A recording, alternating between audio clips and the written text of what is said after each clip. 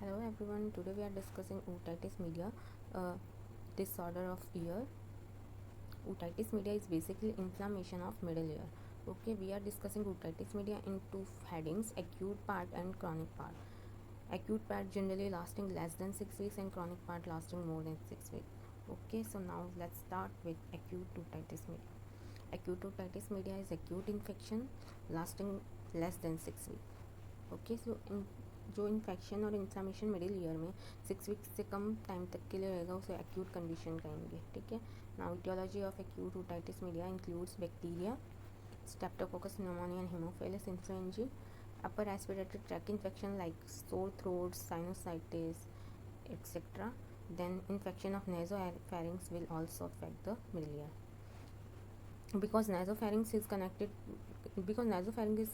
to middle ear through eustachian tube, if you know. Now discussing about pathophysiology. Due to etiological factor, exudate edema form in middle ear. This will decrease retraction of tympanic membrane. Then serous exudate will be formed. Pus formation will rupture the tympanic membrane and causing the otitis media acute condition. Now clinical manifestations: otorrhea. It is discharged from ear. Okay, let's see. This is ear. External ear, auditory canal, tympanic membrane, malleus, incus, stapes, then round window, oval window, cochlea, then semicircular canals, vestibule, cochlear nerve, vestibular nerve forming vestibular cochlear nerve. Okay, here is eustachian tube that is connected to nasopharynx. Okay, now this is middle ear. Okay, this is tympanic cavity, middle ear. Any infection or inflammation here in nasopharynx will simply cause the infection here and causing the pus formation. Now this pus formation will increase pressure here, causing pain, that is called otalgia, ear pain. Then this pus formation will increase the pressure and will be pressurize the tympanic membrane. The tympanic membrane will be ruptured and this discharge will be come out, and this discharge coming out condition is known as otorrhea.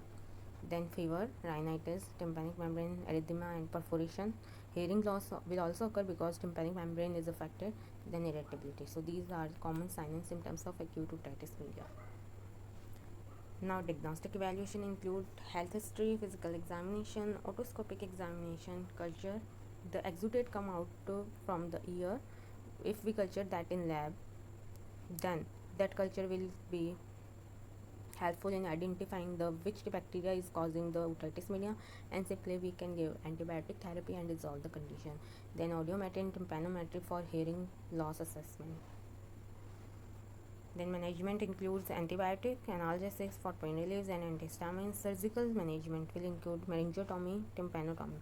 If tympanic membrane is not ruptured, okay, then here tympanic cavity there is a much more amount of pus formed here, and the tympanic membrane is not rupturing, then this will cause a pain.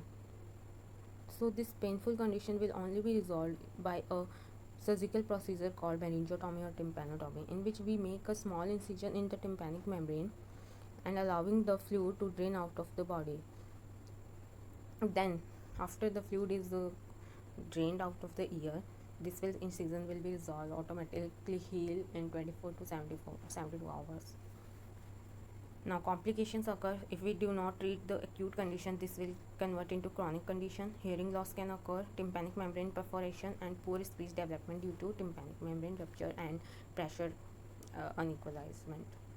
Then chronic condition is inflammation of middle ear lasting more than 6 weeks. Okay, so more than 6 week condition is chronic and less than 6 weeks is acute condition. Incidents generally occur in children. Then etiology. First is I already discussed acute form. If we do not treat it, this will convert into chronic. Then upper respiratory tract infection, allergic condition, breastfeeding, unhygienic breastfeeding. Then eustachian tube deformity by birth, congenital deformity like septal deviation. If this is our nose and this is septal deviation is like this, so this will cause easy entry of bacteria. Okay, so easy entry of bacteria will cause automatically nasopharyngeal infection, then middle ear infection, then causing automatically otitis media. Then clinical manifestations of otitis media, chronic condition, hearing loss, otorrhea, and tinnitus. Then management is surgical management is tympanoplasty, ossiculoplasty, and mastectomy.